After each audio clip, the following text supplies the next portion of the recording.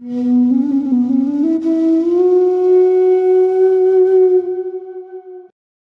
passages from the best-selling book, The Heart of Everything by Kanchi.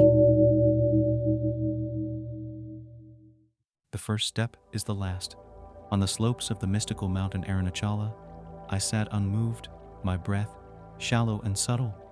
My senses had lost all contact with the external world. In silence, I observed my mind as it flickered feebly, arrested by the powerful presence of the holy mountain Arunachala. I witnessed silently, without the slightest movement in my body or consciousness, as the intention to become arose in me. I witnessed that this intention itself is appearing with an old friend, the I, the ego. This ego hidden in plain sight appears as myriad objects in the consciousness. When projected, this is itself the universe. All this I saw with my inner vision. Clearly, I understood. The mind is only interested in becoming, not being. All my life I had craved for self-realization. I always felt it to be the sole motto of my life, but I always imagined it to be an explosion in my consciousness, a sort of a massive event that would trigger all auspiciousness. I imagined this state to be a state of all power and presence. I had imagined the individual to metamorphose into something otherworldly. But over the years, the illusions kept falling, the desires kept dropping, and finally I had arrived at a time and place where the individual himself had completely disappeared from the equation. Self-realization, for whom? Instead of gaining something for myself, I had ended up losing everything I felt was mine. Everything that was me was lost for good. Fate had brought me to this point in life. The questions that I was always seeking were, where did I come from? Why am I here? What is the purpose of my life? But everything came down to one monumental puzzle that I could never really solve. Who am I? As I sat there alone, in the forest, listening to the birds chirping around me, the sun gleaming at me, and the sweet breeze gently kissing me, I realized the question itself was wrong. The questioner himself was an illusion. How then can the answer be of any use? The seeker, the sought, and the act of seeking all disappeared into the one fire burning inside of me. The fire of my years of seeking and searching. This inner fire engulfed slowly, but completely, the idea of self-realization, the need for realization, and finally the candidate for realization. What was left behind was peace, a gentle silence, a deep ocean of unfettered consciousness. This was not the self-realization of my dreams, but a simple acknowledgement of my own natural state. Nothing really happened. Nothing needed to happen. It was recognition of that which is the essence of life, that which shines forth in the heart as I-am-ness. Why was I the way I was? How did I become this reclusive? What drove me to seek out the very secret of my human existence? I always considered my life to be a gift of great grace. I have always been extremely grateful for the gift of spirituality, for the gift of so many great adventures in my life, and finally for the grace of wisdom. My life itself is a miracle of obtuse proportions. This story begins in the 1980s in Bangalore. Born as a premature baby at only 7 months, the likelihood of my survival was very slim, but I had made it back home only to be a horrendously annoying crybaby. Soon it was discovered I had developed an ear disease that was almost incurable and was the reason for my loud wailing. Then one fateful night I ended up kicking my eardrops medicine and swallowed the liquid, much to the dismay of my young parents. Needless to say, this was not going to be easy. Soon I was taken to a doctor, but declared that the medicine could have really adverse effects, and the doctor himself could not do anything about it. The whole night I was in a coma, and my parents really believed I would not make it, so they decided to do the only thing they could do: pray. I remember seeing an unusually large framed picture of a Hindu saint at home. My parents knew him as Kanchi Swami. They decided to name me after him if I did recover. Voila, the next day at daybreak I was fine, and so I came to be named after the great seer Shankaracharya of Kanchi Mutt, Sri Chandrasekharendra Saraswati. Apparently, they didn't know his actual name, so I was named Kanchi, and later on with the prefix Swarab Kanchi, the true nature of Kanchi. As a child, I grew up lonely and I loved telling stories, but no one would listen. So I would go up against a wall, put my legs up against it, and just start telling stories to myself. I was my best listener, my best audience, and this habit of storytelling never ceased. I told myself stories of mysterious characters. I would narrate to myself about the dream I had had the previous night. I would go into all these little details, never miss the details. God is in the details. Dreams fascinated me. Where did they come from? I would go on and on about what I saw and what else I would like to see in my dreams. I wanted to see so much, experience so much. I was so curious and always inquisitive about everything around me. I also had this insatiable desire in me to learn, to know, and I took every opportunity to ask myself so many questions. I remember the first time I saw my aunt yawn. It was literally the first time I saw any being yawn. I had no concept of a yawn. What was this? Why was she opening her mouth so wide? It felt like an eternity. I was mesmerized. I had to know the reason for this yawn. Where is the need for this yawn coming from? Now, so much of this might seem like just childish curiosity, but back then it was the most important thing in the world. I had to know it, and I had to know it that very instant. I discovered all by myself that the earth rotated on its own axis. I would lie down on the terrace of my grandmother's house and just stay absolutely still, without even a breath leaving my body, not move an inch. I felt it then. I felt the world moving in absolute stillness. I felt the world was moving like a tick of a clock, so very slowly. So when I read about this in school a few years later, I wasn't surprised at all. It was almost a feeling of, I already knew this, I discovered this before you all. But more importantly, deep down, I had another doubt, a terrible lack of faith in the world. It all felt unreal.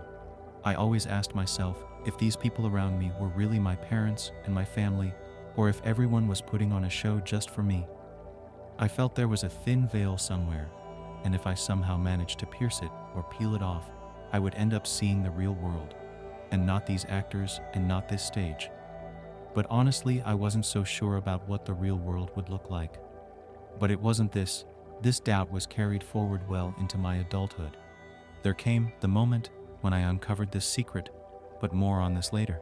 I was born into a fairly large family by modern standards. I grew up in my maternal grandparents' house. My grandfather was a very strangely humorous man, always jovial, and he always had something to give to everyone.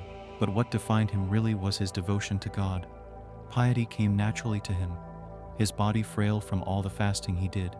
He spent his entire day in the puja room, where he would worship God from morning to night.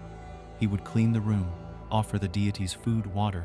He would read devotional books, chant hymns, chant mantras, turning over his rosaries, meditate, do some pranayama, and 3 times a day he would go out and worship the sun.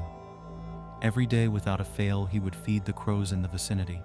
I saw him do that for well over 30 years at least, never missing a day till the day he had life in his limbs. He was most simple to look at, but had the most extraordinary of experiences in his life. I remember him telling me a story over and over again. As a child, he was given up for dead as he had a dreaded disease, perhaps jaundice or cholera, which in those days couldn't be treated. So he was left all alone in a room, to die by his foster father. He remembers vividly almost giving up his body. He told me he saw the attendants of Yama, the Indian devata responsible for taking the souls out of this world. He saw them emerge out of the cupboards and the doors in a body of light, and they appeared fierce and menacing, and this young kid of perhaps 9 or 10, shivering from fear, grabbed hold of a picture of God Shiva and fainted. When he woke up, he was no more sick. He emerged out of the room, as if from slumber, to the sheer wonder and shock of all at home. He must have decided then to dedicate his life to God with devotion. Jai Muni Rao, as he was named, was always greeted by the kids in the neighborhood with Jai Panjaranga, glories to Lord Panjaranga. Hearing the sweet name of the Lord, he would instantly give cookies or sweets to the kids. They knew the trick, the password to get free cookies. He didn't mind it at all. He would come home and get screamed at by my grandmother, for he was so charitable that he would give away even his clothes, even if someone asked of him, which is what he did a few times, helping poor men with his shawls or coats, much to my grandmother's anger. There were times he walked home topless in the shivering rains and winters of the 80s Bangalore. Needless to say, he had to hear an earful from his beloved wife. Years before my birth, he had a dream where he saw an idol of god Hanuman emerging out of a field. Upon waking up, he followed the lead from his dream, and he did end up finding this idol of Hanuman emerging from the earth. He consecrated it and built a small roof over this deity. Back then he was a meager entry-level employee in a watch factory, with 4 daughters to feed. He barely had an income to make ends meet, and I've heard so many stories of them struggling for basic needs, and in this condition to care for a god might have been a task a little more difficult. But he did not give up and worked his way into building this temple. A story common in our household was that Hanuman had once again appeared in his dream and took away all the clothes we had put up for drying. Waking up, he would find the clothes on the clothesline disarrayed. This happened a few times till he realized Lord Hanuman wanted the Vigraha to be dressed and decked up. Only when this was made to happen, the clothes in our household were left alone. Growing up with him in our home was such a joy, such a privilege that no words can do justice. Every day was an inspiration. The humility with which he lived his life. He had very little to give, but it never felt that way. It was almost like he had hidden away a treasure of cookies and other goodies. No one went home empty-handed. He always had something to give everyone. No matter how big or small the person was, it could be cookies, some salty treats, a dessert, or money. He would never hesitate to give. Even as a little kid, my earache seemed to continue and trouble me incessantly. A relative came up with the idea of visiting a Shiva temple near Mysore, called Nanjangudu. My father took a vow to get my head shaved over there, so I could be rid of my ear pain. Looking back at all this now, everything could seem superstitious and ridiculous. But back then this was a common way out. I was taken in, had my head tonsured, and needless to say, cured of my earache. Perhaps we can explain many such things through the lens of science and psychology. But in my own experience, I have been witness to and experienced things that modern science cannot even fathom, let alone explain. Somehow my early life was steeped in religiosity and faith. But there was a tussle. Food in our home was first offered to the deity in the puja room. I never understood this concept of God. Why was he feeding God when I was hungry? I would get those sweets once he offered them to God. But why not me first, as a child? I always felt entitled to everything at home. I should get to taste them first. So started my rivalry with God. But first I needed to know who he was. Who was this God? What is he doing? Why does he look the way he does in the pictures? Why is he always smiling? Where does he live? How can I see him? So started the inquiry. I would put my legs up against the wall and start talking about God, contemplating on him. I'm sure it looked pretty insane to anyone who came home to visit. But it didn't matter. I was making deductions. Some Indian deities are represented as having 3 heads or 4 arms. Some are carrying weapons, and some are carrying grains or stalks of corn. All this iconography really fascinated me. I wanted to know for sure how all this came about. But first I needed to find God. He did not live with us, because I never saw him, or nor did anyone else. He didn't stay in our locality, because again no one saw him. Same thing with the city and the country and the world. So my final analysis came down to 2 things. Either he doesn't live in this world, or he's invisible. I chose invisible because that was more fun. But little did I know this would come back to haunt me for many, many years. Growing up, I was afraid of a confrontation. I was afraid. I would open a door, and he would just make himself visible to me. This scared me. I didn't want to see God. I didn't want anything to do with him. He can play God by being wherever he was. So in my life, though I visited temples and followed all the religious practices, somewhere deep down I was scared of being confronted by God. I would dare not visit a temple alone. I would dare not visit the puja room alone. I always felt this was real, that he was listening, watching me, and he would try to meet me, talk to me, as soon as he got an opportunity, and I wanted none of that. Slowly the world was changing. I started school, and then the world hit me hard. It felt like a horrible place with terrible people. Kids bully you. Kids are violent. Teachers seemed menacing, almost ruthless. and I began to realize the world did not exist for me. Rather, I was just an insignificant part of this world. No one really cared for me, no one really loved me, except my own small circle of family and friends. Till then, I had felt the world rotated around me. Everyone existed for my sake. Somehow, I was the lead in this drama of life. But suddenly, no one was noticing me. No one seemed to care or take any special notice of who I was. I wasn't special. I wasn't great. I was just another kid wondering what I was supposed to do next. All this was new to me. I learned very early that I did not belong in this world. I did not have friends like the others. I wasn't normal like the others. I wasn't smart or intelligent like the others. I didn't get those great grades. I didn't play sports well. I wasn't exactly Prince Charming. Somehow I wasn't any of these cool things. I was just a kid who was curious. I was just a kid with questions, and so many of them unanswered. All of this changed in a moment. I don't remember anything from that day, except that I was walking back from school. Maybe I was 11 or 12, and I was passing by an ancient Shiva temple that I frequented now and then. As always, I was walking a little faster near the temple because I didn't want to see God. As I was walking past, a simple realization arose in me that I was not this person, this guy, this body wasn't me. I just realized this is something else. I wasn't that. I wasn't the body. I wasn't a person at all. I am something different. This form, this limited form wasn't me at all. This body was something other than me.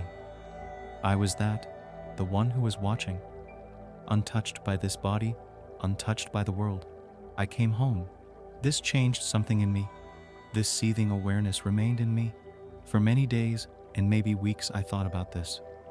That I was different from the body. That I was different from this idea of a person. This body was something else, and I was something else. But what was this experience? What was this? I didn't understand what this meant. What was I supposed to do with this? I had no clue. But here it was. The beginning of awareness. This brush with awareness, this meeting with awareness, continued. There were times when I would be playing a game or running, or just watching a movie, and this awareness would make itself felt. I would be in a room full of people, and I would suddenly become still, lost in my own inner world.